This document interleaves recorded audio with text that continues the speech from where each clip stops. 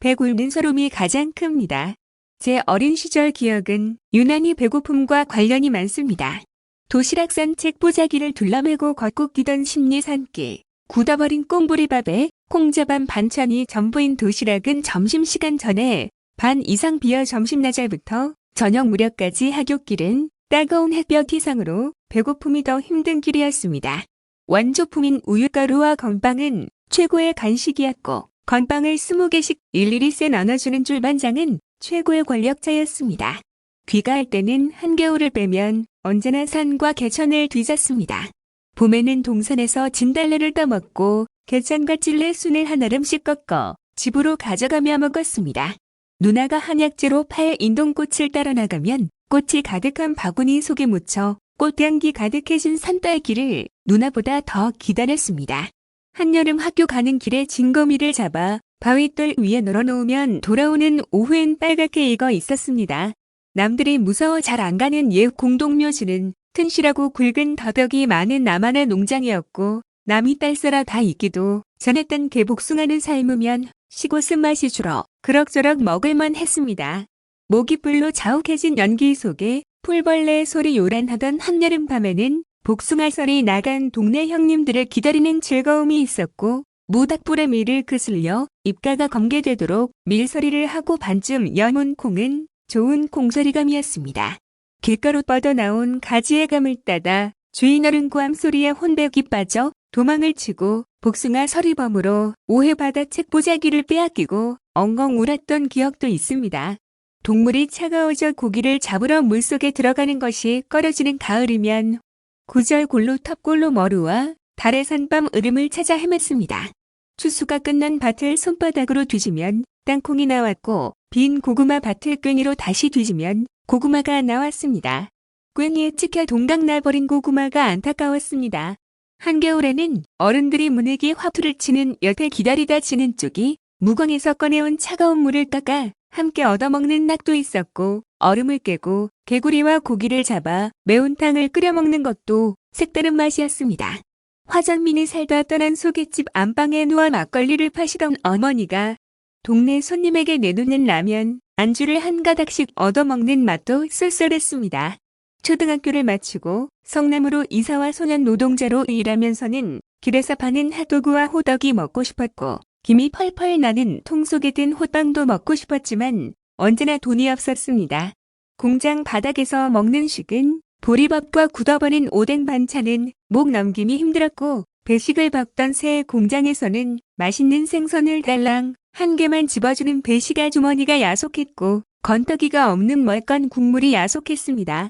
1978년 봄 오리엔트 공장에 다니며 처음으로 동료들과 남이섬으로 야유회를 가던 날 처음으로 돼지고기를 실컷 먹어봤습니다.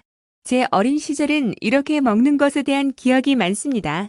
누구에게도 마찬가지지만 사는 동안 먹은 것만큼 중요한 것이 없고 먹을 것이 부족할 때 서름이 크고 자식에게 먹을 걸 제때 제대로 못 먹이는 부모 마음이 가장 아픕니다. 성남시정을 할 때도 경기도장을 함에 있어서도 모두가 먹는 것만큼은 서럽지 않게 하려고 애썼습니다.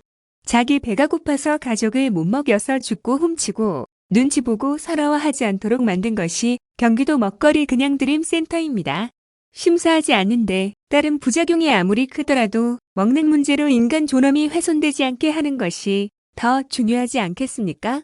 경기도는 청소년 75,664명에게 형편에 따라 조식, 중식, 석식을 구매할 수 있도록 863억 원을 들여 급식카드를 지원 중입니다.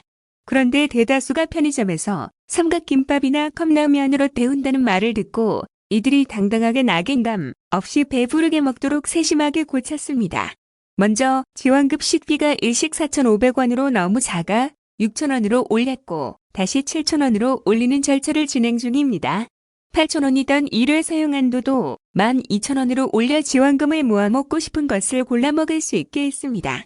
도내 카드 사용처가 11,500개소에 불과하고 대부분 편의점이던 것을 BC카드 가맹점 어디서나 쓸 수 있게 했습니다. 기존 카드가 급식 지원용임을 드러내는 독특한 양식이라 낙인감이 생길 수 있으므로 일반 체크카드와 같은 디자인으로 전면 교체에 구분이 안 되게 했습니다. 컴퓨터에서만 잔액 조회가 가능하던 것을 모바일 앱을 만들어 언제든지 잔액 조회가 가능하게 함으로써 잔액이 얼마나 있는지 신경 쓰이지 않도록 했습니다. 저의 대다수 세 정책은 저의 경험에서 나옴을 부인하지 않겠습니다. 명색이 OECD 가입국의 세계 10대 경제대국인 대한민국에서 사랑스런 청소년들이 먹는 문제로 서러운 겪지 않았으면 좋겠습니다.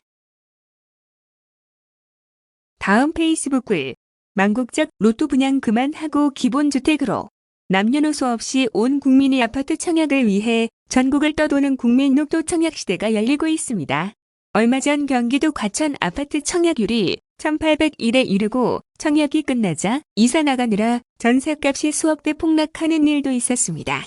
예전에는 위장 전입으로 청약했지만 경기도가 수분양자 전수조사로 위장 전입자와 청약서를 조작을 찾아내 형사처벌의 분양 취소까지 하자 청약을 위해 실제 이사를 왔다가 청약이 끝나자 다른 청약 지역으로 이사가느라 벌어진 일입니다. 투기 광풍으로 집값이 올라 그린벨트를 수용해 지은 원가 3억 원대 아파트를 분양가 상한제로 5억 원대에 분양하면 수억 원의 프리미엄이 발생합니다. 당첨만 되면 평생 못 벌 분양 차익을 얻으니 복부인 전 유물이던 부동산 투기가 전 국민의 일상이 되었습니다. 노력보다 요행을 바라는 나라는 미래가 없습니다. 온 국민을 분양 투기로 몰아넣는 로또 분양은 왜 계속할까요? 한정된 집을 공산품처럼 사 모으는 것이 허용되고 주거용 아니어도 집 사 모으는 데 드는 돈을 얼마든지 금융기관이 빌려주니 주택은 부자들의 투기 수단이 되어 주택시장은 투기장이 되었습니다. 투기광풍 속으로 분양주택을 아무리 공급한들 집값 안정은커녕 투기 자산이 늘어나고 투기광풍이 커질 뿐입니다. 부동산으로 돈 못 벌게 하겠다. 중산층까지 누구나 평생 저렴한 임대료로 마음 편히 살 좋은 위치 고품질 임대아파트를 대량 공급하겠다는 문재인 대통령님 말씀에 주택정책의 답이 다 들어있습니다. 지금도 늦지 않습니다.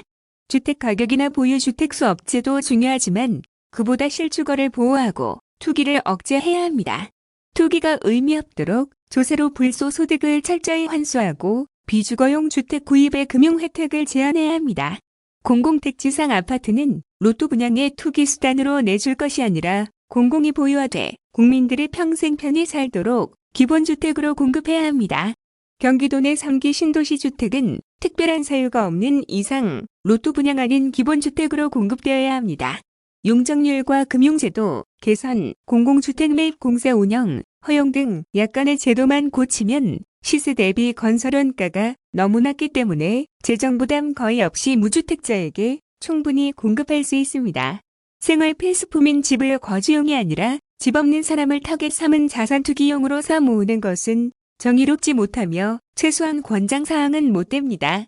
조선시대에도 생필품엔 매점 매석이 금지되었습니다. 주택복구율이 100%를 오가는 나라에서 국민 절반의 꿈이 내 집 마련이고 젊은이들은 집이 없어 결혼과 출산을 포기하며 높은 집값 때문에 소비가 줄어 국가 경제가 침체되고 온 국민이 일보다도 로또 분양을 찾아 전국을 떠도는 것은 나라 망하는 길입니다. 기승전 경제이고 기본주택도 경제정책입니다. 높은 집값은 자산 양극화 심화와 국민 고통 요인일 뿐 아니라 과다한 주거비로 소비가 줄어 경제 침체의 원인이 됩니다. 기본주택으로 주거비를 줄여 소비 여력을 늘리면 수요 확대를 통한 경제 선순환으로 경제 악화 방지와 지속 성장이 가능해집니다. 국가의 3대 의무인 안보, 질서, 민생 중 민생의 핵심인 지속 성장이야말로 청년 실업, 저출생, 재정 부족, 저복지 등 우리 사회 모든 문제를 해결하는 단초입니다.